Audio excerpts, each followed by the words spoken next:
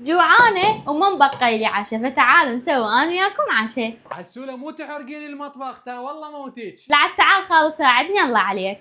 خالو شنو راح نسوي عشاء؟ سكتي معليش. بالبداية لازم تحتاجون 3 بصلايات نترمون كل زين. تعي ثرمي. مو تريدين عشاء؟ تعي ثرمي. انت ترمي عادل يلا. انت بصل ناعم. بابا تعال مهيج بس وخري بس وخري. راح نثرم البصل كل الزين مثل ما قاعد تشوفون هسه هنا.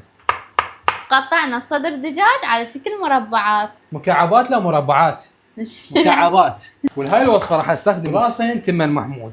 بس قبل لا نستخدم القلاصين تمن محمود راح اخليكم تشاركون بمسابقة تمن محمود اللي مسويها وتربحون سيارة. تمسحون الباركود الموجود داخل الكيس وتسجلون معلوماتكم حتى تربحون بالسيارة. وغسل الصدر الدجاج كلش زين وراح اخليه يسلق على النار. وبعد ما نشف صدر الدجاج المي من يمه راح اضيف البصل فوقها. وهسه راح نخلي المطيبات الموجودة قدامكم نقول بسم الله. وراح نخلي خاشوقة واحدة من المعجون.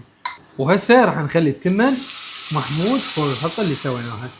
وراح نخلي له شوية مي ونتركه يهدر على راحته. و15 دقيقة بس سوينا أطيب تمن. شوفوا الترتيب. شوفوا العشاء. يلا مين يسوي لي شيك عشاء؟ والله ما احد. صح لو لا؟ صحيح. وشون الترتيب؟ خبل. وهسه ناخذ الخواشيق ونبدي نقيم. نقول بسم الله ونبدأ نقيم. شلونها؟ تجنن عاشت ايدك. ونصيحة جربوها.